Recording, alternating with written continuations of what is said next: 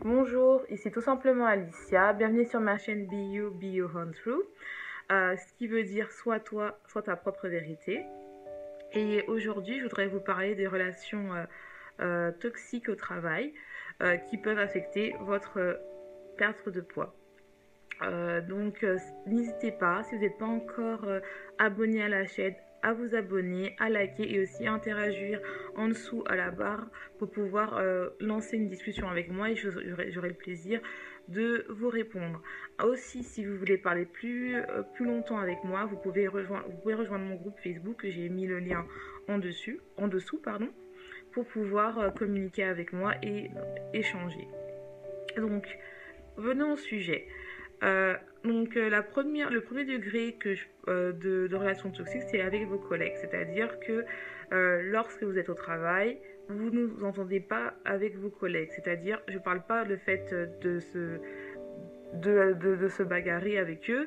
Je parle dans le sens où en fait vous sentez que vous avez une énergie négative qui arrive vers vous, non, qui n'est pas justifiée, c'est physique.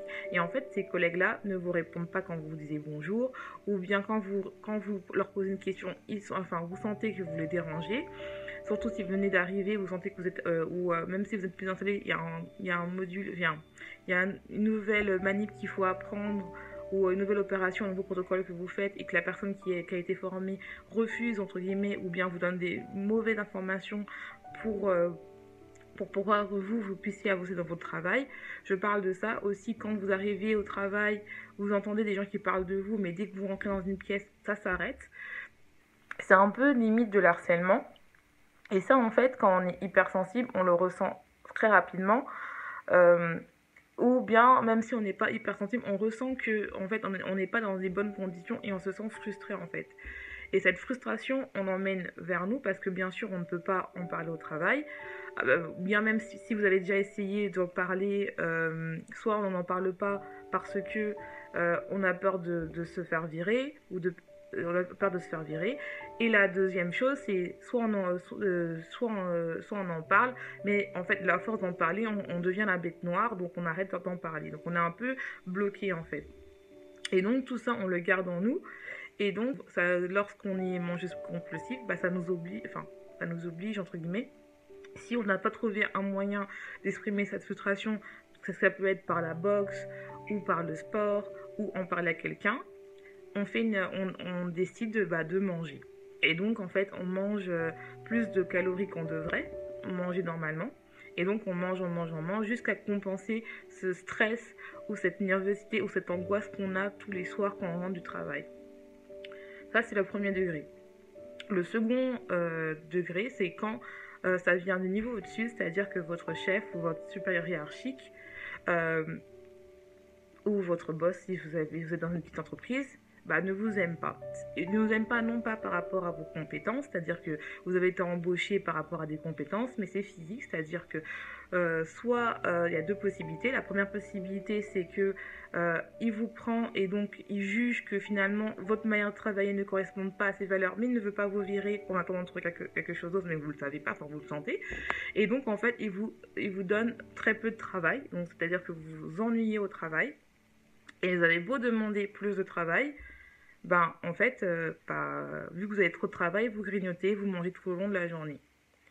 Le second problème, c'est par exemple, votre chef, toujours il ne vous aime pas, mais vu qu'il est un peu manimateur, un peu pervers narcissique, il vous donne beaucoup de travail parce qu'il sait que vous êtes performante, mais en fait, il veut pas vous garder non plus parce qu'en fait, vous le coûtez trop cher. Donc, il veut absolument que vous travaillez beaucoup pour, pour pouvoir avoir tout ce qu'il a besoin en attendant de trouver une personne qui rassemblerait les deux, c'est-à-dire qu'il aimerait sa manière de travailler et aussi qu'il soit aussi compétente que vous. Donc dans les deux cas, c'est-à-dire qu'on n'a pas le temps, on a tellement de travail qu'on n'a pas le temps de manger et que le soir on compense en mangeant pareil des crises d'hyperphagie où on mange beaucoup pour compenser le fait que déjà une on n'a pas assez mangé et de deux aussi on est frustré parce qu'on n'a pas le temps de se poser. Et donc, moi, j'étais plutôt dans la deuxième situation, c'est-à-dire que la situation où, en gros, mon chef ne m'aimait pas. Et donc, c'était pas par rapport à mes compétences, parce que j'étais vraiment la meilleure sans jeu de mots, dans ce domaine-là. Hein, je ne juge pas par rapport au groupe que j'étais. Il y avait bien sûr des gens beaucoup meilleurs dans ce domaine-là, mais d'apport à notre équipe qu'on était, j'étais la meilleure, j'étais la plus formée, j'étais la plus qualifiée. Mais en fait, ma manière de travailler et sa manière de travailler ne correspondaient pas.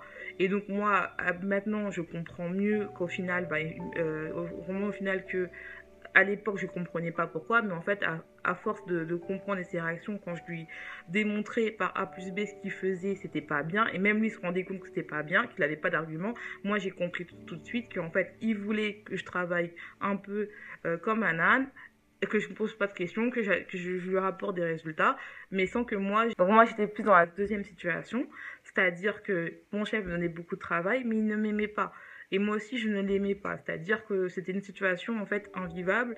Et donc, en fait, je n'avais pas le temps de manger parce qu'il me donnait beaucoup de travail. Et en fait, finalement, parce qu'il savait très bien que j'avais les compétences pour, en fait, pour avoir ce travail, parce que les autres membres de mon équipe, bah, ils savaient très bien que j'étais la plus, la plus formée pour ce domaine-là. Donc il me donnait beaucoup de travail. Donc j'avais pas le temps de manger, donc je ne mangeais pas le midi. Et donc le soir, en fait, je n'allais plus au sport, j'allais manger. C'est-à-dire que je faisais...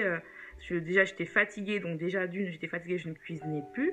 Donc je commandais en ligne. En plus, quand c'est au Canada, c'est très facile de commander en ligne. C'est beaucoup plus facile qu'en France.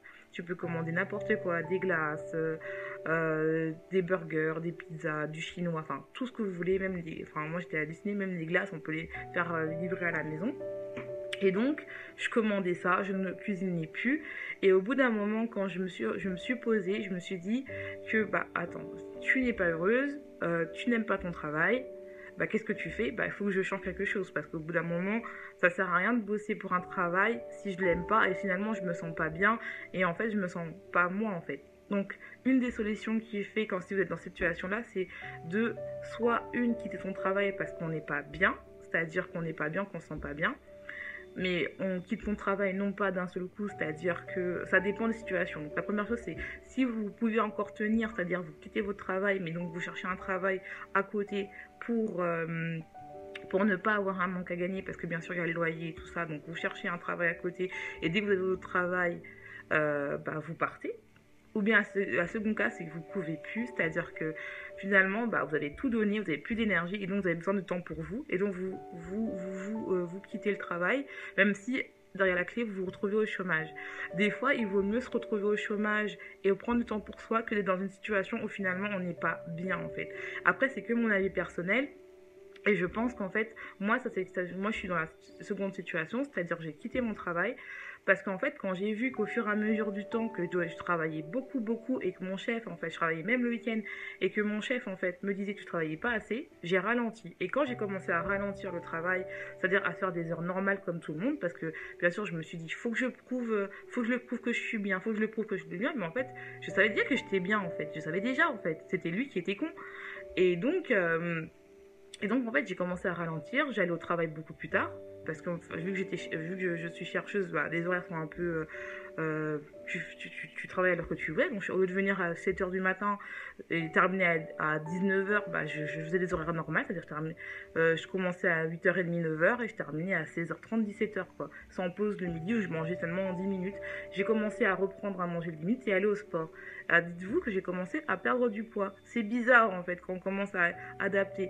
Et après, quand mon chef il voyait que l'argument du fait que tu travailles pas assez, peut-être que je vais te garder, et finalement, moi j'avais compris qu'elle allait pas me garder, je me suis dit, attends, il va pas me garder, je vais pas travailler comme un âne, surtout qu'à la fin, j'ai pas de bénéfice à côté, quoi. Et donc, en fait, à la fin, j'ai quitté mon travail parce qu'il me restait qu'un mois, mais je ne pouvais pas tenir un mois de plus. Les gens ils vont dire oui, mais t'avais ton... Oui, mais en fait, au bout d'un moment, je pense que la santé mentale vaut mieux que de l'argent, en fait. Donc je l'ai quitté et je regrette pas ma décision parce que finalement, et pourtant j'avais rien, parce que je cherchais du boulot et tout, j'avais rien, mais je savais que au fond de moi c'était la situation à faire parce qu'en fait c'était intenable quoi, c'était vraiment intenable. Et si vous êtes dans cette situation là où entre guillemets vous voulez perdre du poids mais vous n'avez pas un bon environnement au travail, je vous dis ça va être très difficile de perdre du poids parce que en fait que ce soit vos collègues ou que ce soit votre boss, C'est très difficile, surtout si vous êtes hypersensible. Tout ce que vous allez faire, c'est manger. Donc l'environnement au travail, c'est important. Je sais que avoir une vie professionnelle, c'est très important, mais il faut être dans des bonnes conditions. C'est-à-dire, on peut trouver un travail et être bien en fait. Il y a tellement de travail dans ce monde-là. Si vous voulez rester dans la même région, ce sera peut-être plus difficile de trouver un travail, mais vous allez trouver des gens qui vous correspondent au travail. Donc il faut pas rester dans un travail juste parce que pour un besoin alimentaire. Je veux bien que des fois on n'a pas le choix, mais si on n'avait pas le choix, faut vous faire aider, faut en parler et non pas utiliser la nourriture comme moyen de s'exprimer en fait. Voilà, c'est une des causes qui fait que peut-être vous n'arrivez pas à perdre du poids. C'est donc pas parce que vous mangez sainement toute la journée, mais parce que toute la journée on vous a fait chier au travail et ça se répète tous les jours, bah, vous compensez par la nourriture et c'est tout à fait normal. Et il faut arrêter de croire que pardon, excusez-moi. Il faut arrêter de croire que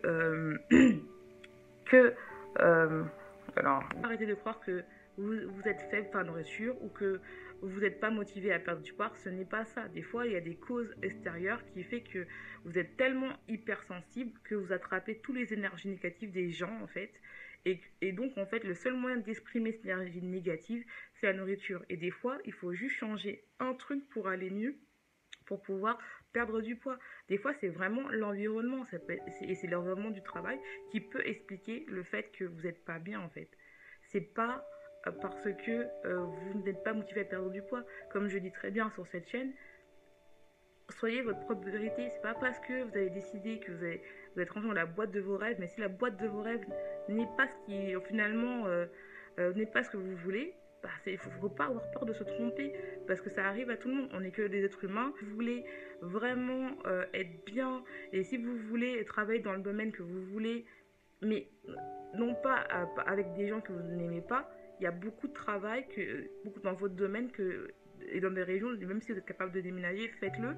Et vous allez voir que des fois, juste changer l'environnement du travail, vous allez voir que vous allez perdre du poids juste parce que personne ne vous fait chier au travail et que vous êtes bien. Vous allez au travail sans avoir mal au ventre, vous allez au travail, vous êtes heureux d'y aller et d'accomplir ce que vous avez à accomplir dans votre journée. Et le soir, vous serez heureuse, même si c'est pas tous les jours gay, c'est une vie normale, vous aurez plus cette pression-là en fait. Voilà, j'espère que cette vidéo vous a plu. N'oubliez pas de liker, de me rejoindre sur Instagram et à la prochaine.